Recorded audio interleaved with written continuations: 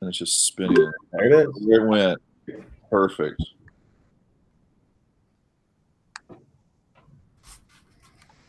Sorry, I'm getting to the share screen thing. All right. You guys ready? Ready. Cool. All right. So this was actually a request a couple weeks ago after I finished the listing presentation one. Somebody requested that I do some type of buyer's consultation as well. So can you guys, hey, can you just, there's a thumbs up. Can you guys, or I guess you have to tell me because I can't see my own screen right now. Can you guys see the presentation? Yes. Buyer's Consultation 101. Yes. And as you can clearly tell, I'm desperate for sports. So I decided to make a tennis reference of all things. But anyway, so Buyer's Consultation 101, today to discuss some of the do's and don'ts when it comes to prospective clients and some points to hit when you actually get a chance to sit down in front of them. So whether you're a brand new agent and may have only ever conducted like one buyer consultation or maybe a couple or even none at all, or you're the most experienced agent and have done hundreds over your span as a realtor, I firmly believe is a good idea to always be looking for ways to refresh the basics, buyer's consultations being one of them, in your mind, so you stay sharp and are able to just be awesome even with the most difficult of clients in a buyer's consultation. Now, obviously, you can't have a buyer's consultation first without having, hopefully, a phone call, but text and email sometimes. But more than likely, you're going to have at least one phone conversation, maybe even more, with someone. And then you also then have to then convince them the best thing for them to do in the next step of finding a home is to actually have a sit down with you so you can better understand what they are looking for and how you're going to be the best person suited for the job. Essentially, that is the essence of what you're trying to convey and convince this prospect of. You can state all the silly facts you want over the phone, but really, what are you offering them and why are you the perfect one for their situation? And that's really what you're trying to get across here. When I was a newer agent, like just started into it, I was much more timid in my approach when it came to trying to get a face-to-face meeting with somebody. It took me a very long time to actually kind of like get over that timidity, and I think that's a word. But I'll be honest with you, the thing that really hit home for me is when I started to look at my conversion rate from taking a prospect and turning them into a client once I've had a sit down with them. And no joke, it was really sticking close to like 100%. And so when it hit me that, listen, hold on a second, if I get these people to actually sit down and have a buyer's consultation, have a meeting with me, they're almost 100% of the time becoming my client. Like, why? So at that point, it almost was like a switch that turned, and it gave me that motivation that I needed to push to be more direct when it came to trying to get this sit down, right? So that's, kind of my encouragement to you guys is yes, sometimes it's not just like being aggressive with it and rude with it, but getting that sit down is legit. Like, it's a way to like get that face to face, and it gets people more relaxed with you. That being said, I do want to say something though. If you get a lead via an appointment set up, whether it's through Sarah, getting you guys hooked up with a lead, or it's a Facebook lead, or it's a Zillow lead, and they want to go see a house like right then, don't push for a consultation right then. If you think about it, it doesn't make sense. Set up the showing, go to the showing, and then show some of your knowledge and your worth while you're showing the house. And then before leaving that showing, have that conversation and say something like, guys, it was awesome to meet you. Like I said, I would love to help you find the perfect home for you, regardless of whether it's this house or not. Do you have time Monday or Tuesday evening so we can meet in my office, sit down, so you could help me so I could help you understand better about the home buying process, and then you can help me better understand what you're looking for in your next home. And you kind of notice in what I just said right there, it was direct and to the point. Not only did I push for the appointment, but I also named a specific day and a time of day, and sometimes you can even name a specific time. And there's a reasoning behind that. Being generic in that instance leaves room for people to just actually not have to answer you. Like if you said, and I'll repeat myself a little bit, hey guys, great to see the house, blah, blah, blah. Okay, do you have time next week to meet? the response can be maybe we'll look at our schedules when we get home and we'll get back to you later.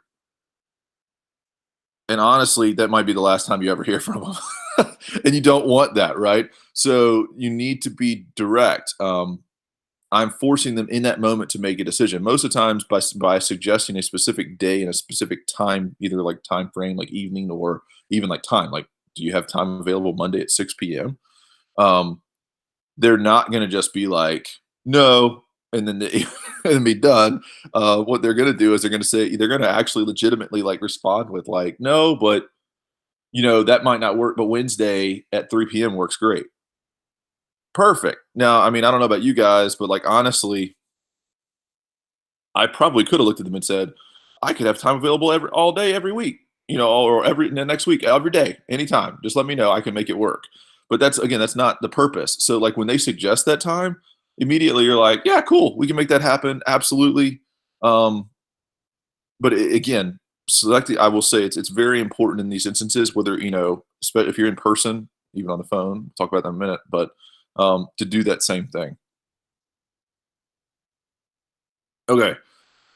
Same basic rules apply in a phone conversation. So again, this was like the last one was we met the client for the very first time, actually showing them a house, and then we were still trying to get that buyer's consultation.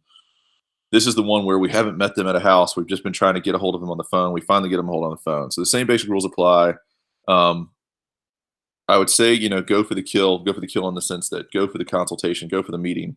But honestly, like read the room. And I know, you're not in the same room together, but it's like the metaphorical, like, I'm not saying don't go for the appointment, but rather gather from the conversation on how to take the best approach to actually get to the point of making that ask.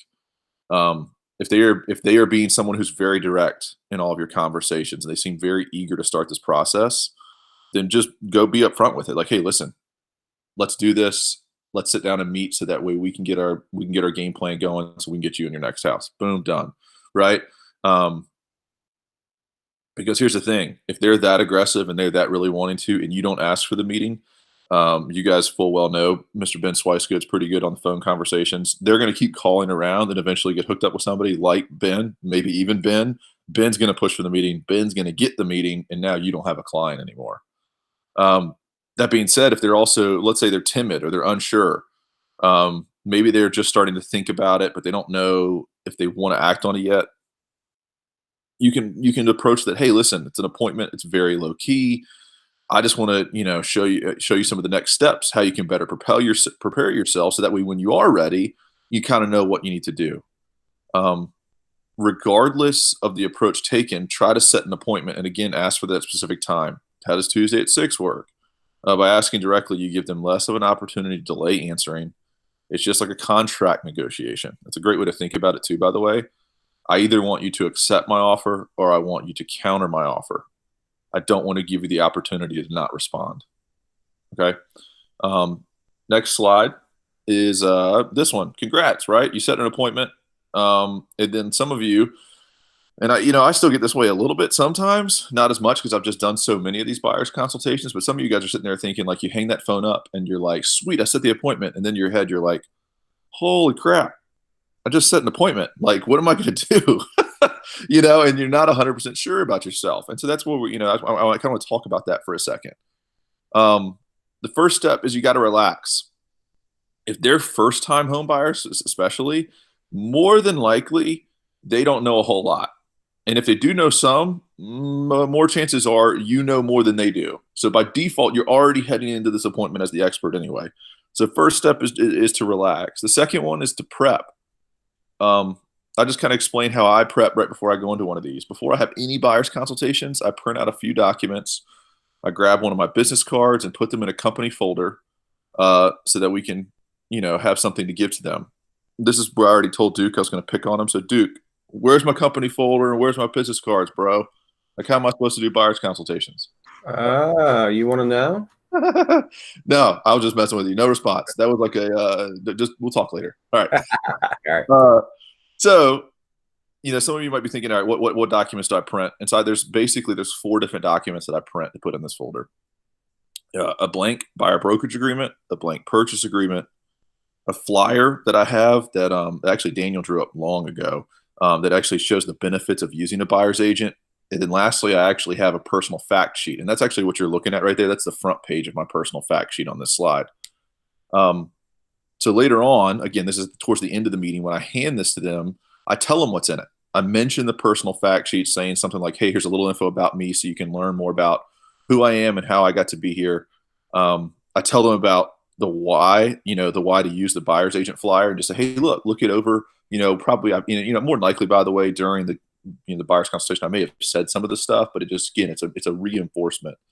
I then mentioned the purchase agreement, and I give it to them not to I don't want to kind of just go line by line over it the first time I meet them, because I don't want to overwhelm them. But the purchase agreement, it gives them the ability to kind of look at it, and there's twofold behind that. One, so that they can read it, and if they have questions the next time we chat, we're able to talk about it, and so they feel kind of familiar with it.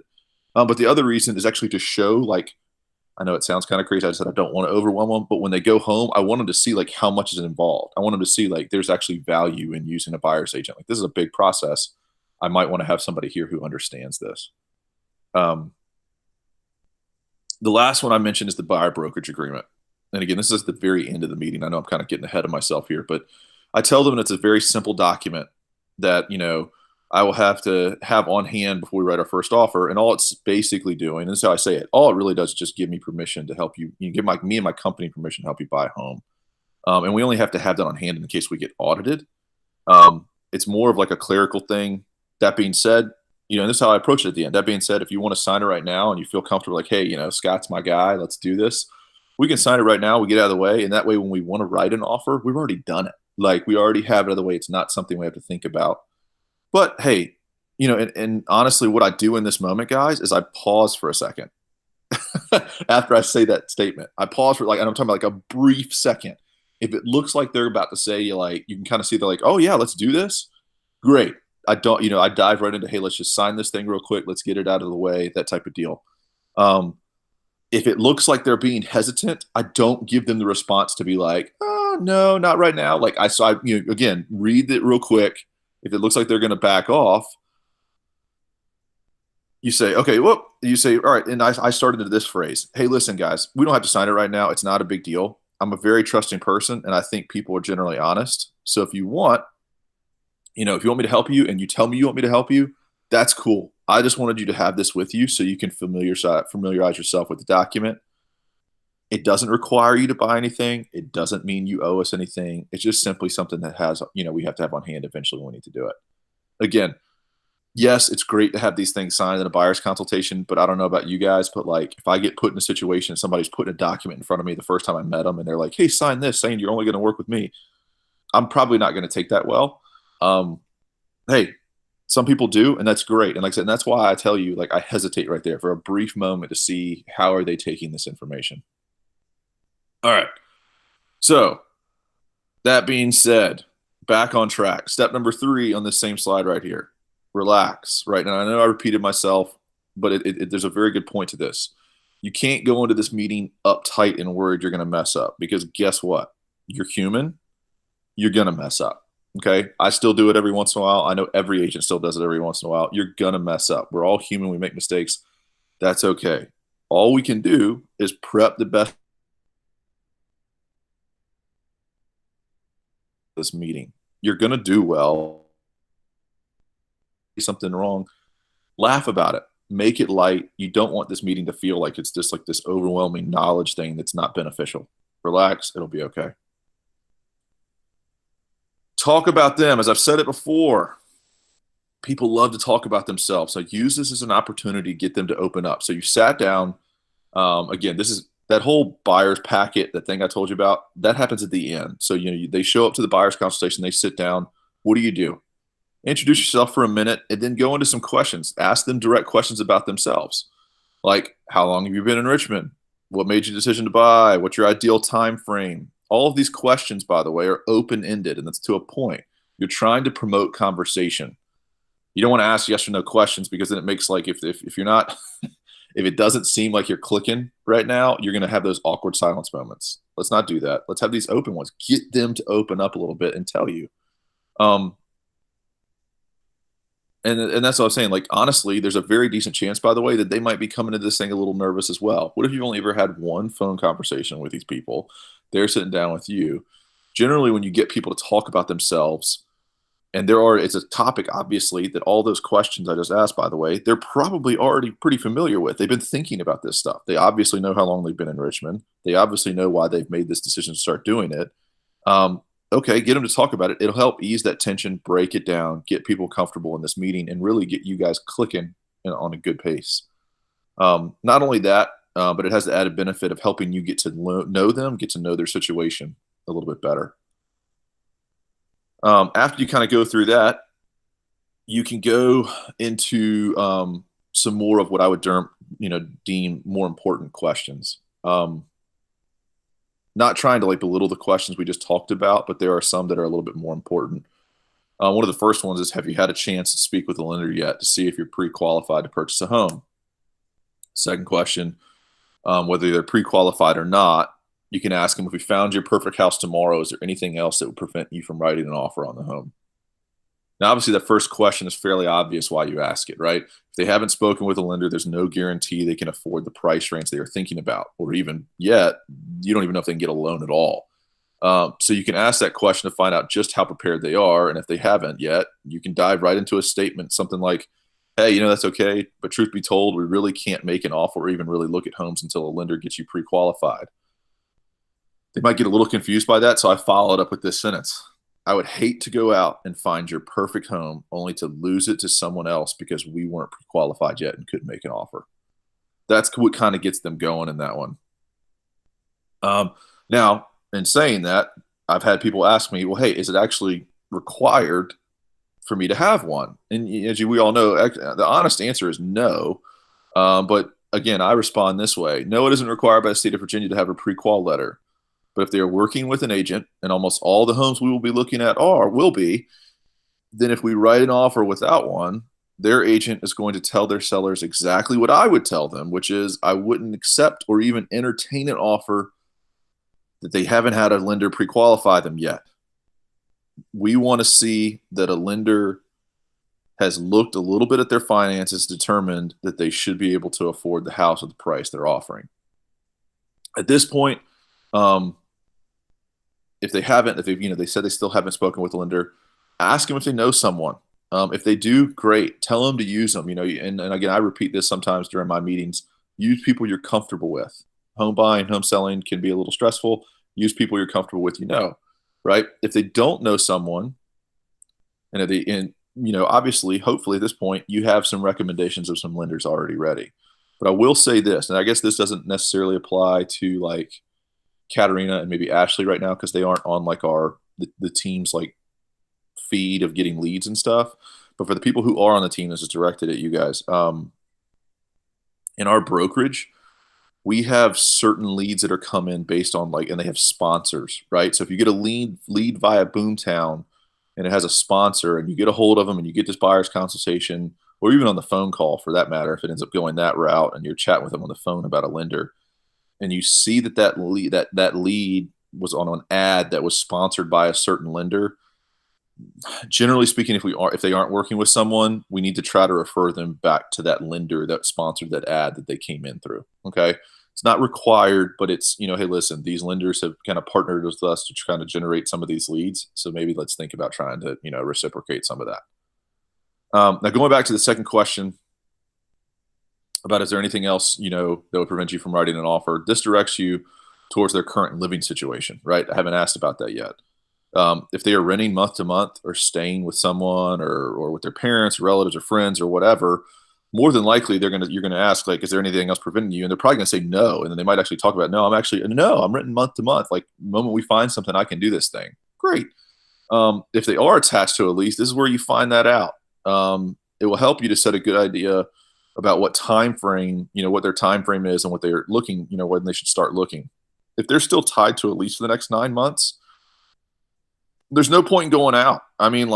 Let's be honest here. And the thing is if they do go out, you need to look at them and be like, are you prepared to float a mortgage and a lease for 6+ months?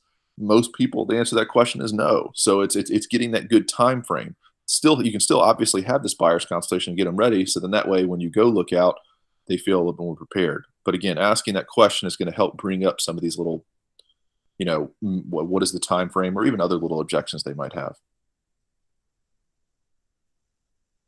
Um, all right. So the final few questions get us into the meat of this, kind of honestly, and it's what's going to excite your prospect and hopefully give them the push they need to get ready with what they need to get ready, so you can start looking for a home. I generally start the next line of questioning by logging into the MLS when I'm sitting in front of them. I'll cast it up on the TV monitor that's in the meeting room and then say something like, all right, well, let's see what's out there that might fit what you have in mind as your next home. I then ask, the basic questions, right? How many beds you thinking about? How many baths you thinking about? Minimum square footage, acreage, garage, location. And then finally, I ask max price. And the reason I do this with the MLS up is there's a point to it. I want them to get excited about it, but like, hey, let's look and see what's out there. Let's see what we might be looking at. But also, I want to see if these people actually have like realistic expectations, right? And I kind of throw out a scenario. If somebody throws at me 4-bed, 2.5-bath, 2,800 square feet minimum on at least 2 acres, 2-car garage, under 250,000 in Mannequin Sabbath. Like, are you freaking kidding me right now? Like, this is not happening, period. And you're kind of catching my drift on that. I need to understand if what they are looking for and how much it might actually cost them are lining up. So right now, the MLS using this during this meeting is a very big friend of yours here. Type in the parameters and let it spit out the answers. If they're being reasonable with whatever their request is, sometimes MLS is going to be like, hey, look, here's 10, 20, 30. I've had one pop up with 50 homes before. Awesome. There's going to be so much to look at because they're not tied to a specific area. They're looking at like what general home sizes are, and so it's good. However, if these are crazy people and they just gave you the scenario that I gave earlier, it could potentially very well spit out 0 matches. And you kind of then at that point can have a kind of look at them and be like, if there's 0 matches, it might mean that, hey, so what will we do? Let's up the price. Let's show them like, all right, if this is what they're really looking for, up the price till it starts to show them matches where they're looking, and then they'll clearly see, oh, shoot, where we're wanting to be at with the size of the house and all this other type of stuff, we're going to have to pay a lot more. We might not be able to afford that. Maybe we need to start looking in a little bit different area if everything else is a requirement. Ask them questions about, about certain features. And the thing is like, so, okay, you got through this. Let's say it pops up with a bunch of matches, right? Click on some of them, look through some of them, look at some of the pictures, talk about some of the stuff, see if they're pointing out like, oh man, I love that kitchen, or oh great, look at that backyard. And honestly, it's very important at this point to be very enthusiastic in this part of the meeting. Not that most people will be, but just keep that in mind. Be enthusiastic. Be excited for them. Why? Because you're getting them excited. If they're not already seeming excited, you want to get them there. Home buying should be fun. And honestly, guys, if you think about it, everything you've kind of done in your life, I like doing stuff that's fun way more than I like doing stuff that's not fun, right? So get them excited about it. Pump them up, right? You want to get them to the point where like they're so excited they were, and they're associating this fun aspect of what they're doing with you. You're the one sitting in front of them making this fun in this moment. Yes, home buying has a lot to be, a lot involved with it, and but at the same time, that's why you're here. So you can start to show some of your value throughout this meeting. All right. We're getting towards the end of the buyer's consultation. By this point, you probably have already been chatting with them for a good little while, but let's say it went quicker, or let's say the meeting is kind of going really smooth and it doesn't look like they're like itching to try to get up or anything. You can talk about a few more things if you want to. One of the things I try to mention, especially with new buyers that have never done this process before, is I try to mention the things that they're going to have cash for throughout the process. Cash being a relative term. You could certain things you can pay with a credit card or whatever, but stuff they're going to have to pay for prior to closing costs, down payment, whatever at the end of it, right? And those 3 things are basic. It's the earnest money deposit, it's the inspection fee, and it's the appraisal fee. I also will, however, bring up, if we have their time, I'll bring up the down payment and the closing costs. But because you guys have probably run across this if you've done these before, there's a lot of people who don't know the difference between the 2 of them. So I try to educate them a little bit. Like, here's what down payment is. Here's what your closing costs are. Explain the difference between the 2 of them. And then again, if they're like, oh, crap, I didn't know it's going to be that much, that's when you kind of show your worth. Like, hey, listen, we're going to go out and find you a house, but we can get we're going to try to negotiate our best, try to get the seller to cover some of your closing costs, if not all of them. So all we have to worry about is down payment. Again, show your worth, build it up. Remember, guys, from some of my previous talks I've done, education is key to preventing headaches and problems down the road. So talk about a little bit about this stuff just so they kind of know what's going on. Again, I only really bring up this stuff if the meeting seems to be going well and you haven't been talking for too long. You don't want to overwhelm them. If they seem like they've already been overloaded, hold off on it a little bit.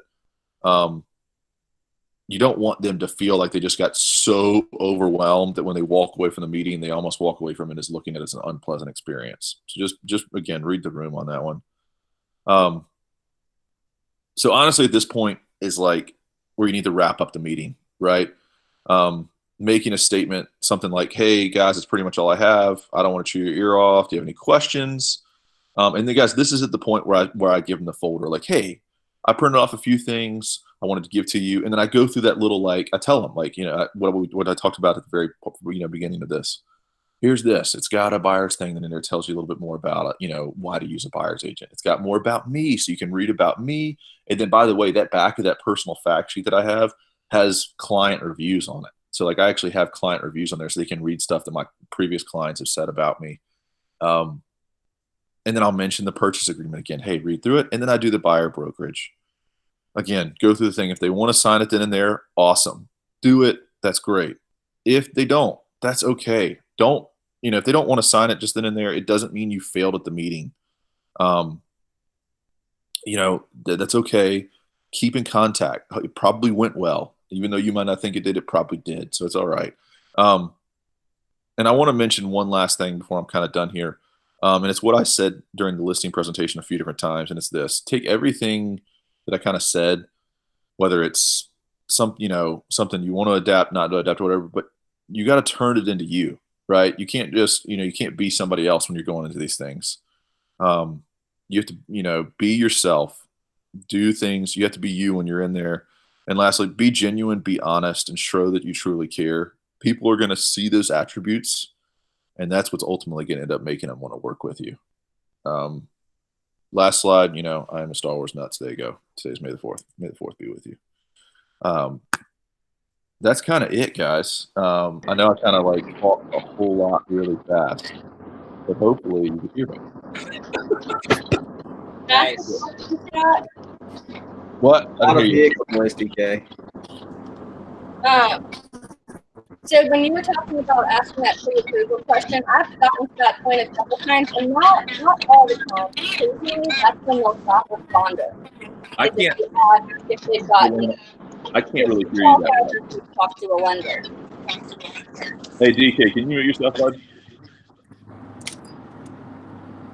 Oh, is it me? Sorry, yes. Yeah.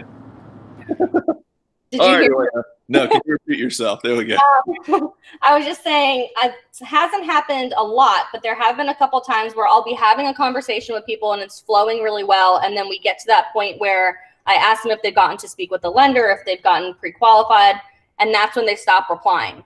Has that happened before? Does that generally mean they're not super serious, or what would you suggest doing in that? In their situation, a lot of different people have objective, like, why have they not talked to a lender? Some people are like, oh, I don't want anybody to touch my credit score. Gotcha. And that's just like lack of knowledge, to be completely honest with you. And so that's when, like, if they start to reference something like that, or even if you think, if it looks like they're like, oh, like, I'm going to have to qualify for X and X, my credit, they mentioned maybe earlier on, like, yeah, my credit's, I just got it better. That's going to be people who are going to be worried about that. Like the 1 to 2, but I think Rick has told us before, and Katarina could back up on this. I think it's like less than half a point when a lender accesses it. So then it's open for 30 days for them. I mean, correct. And they can run it by multiple different people and check out who can be somebody that they might want to work with in general. I'm assuming you're saying you're not on the phone. You're maybe texting when they stop responding. Yeah. I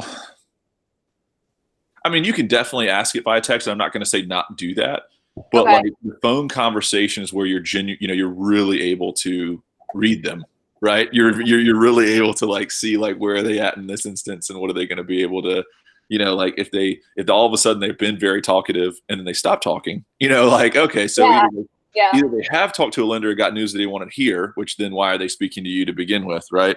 Or they haven't and they just don't.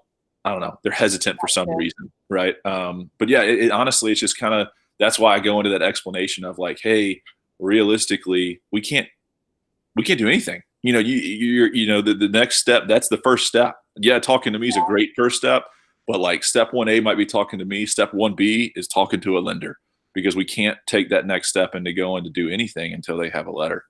Yeah. Okay.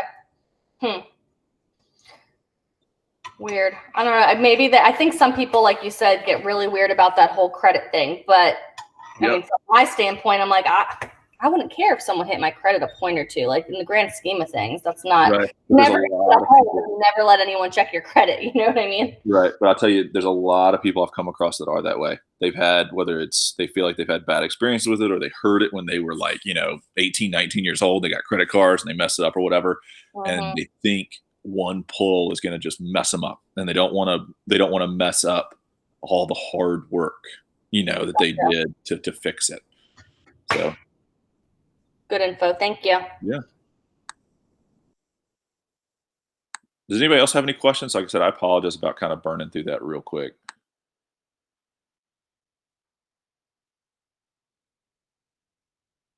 Nobody?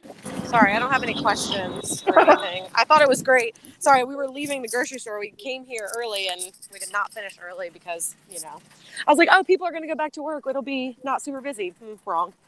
No, I thought it was great, though. I think the biggest thing about a buyer's consultation is, getting them to do it.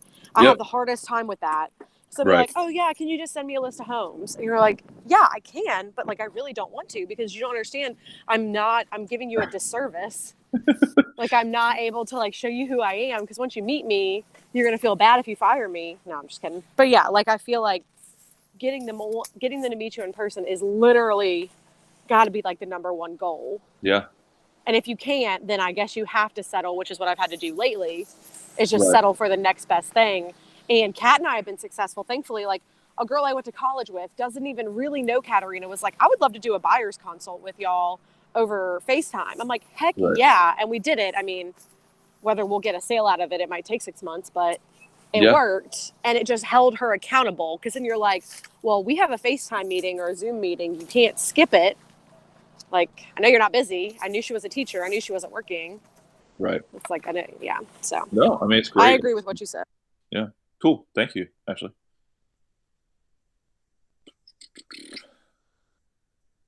All right. What you got, DK? Excellent. Sorry, I'm running the car. It's probably noisy, but good. Buyer consult is very important. I think it's one of the more overlooked things in our industry.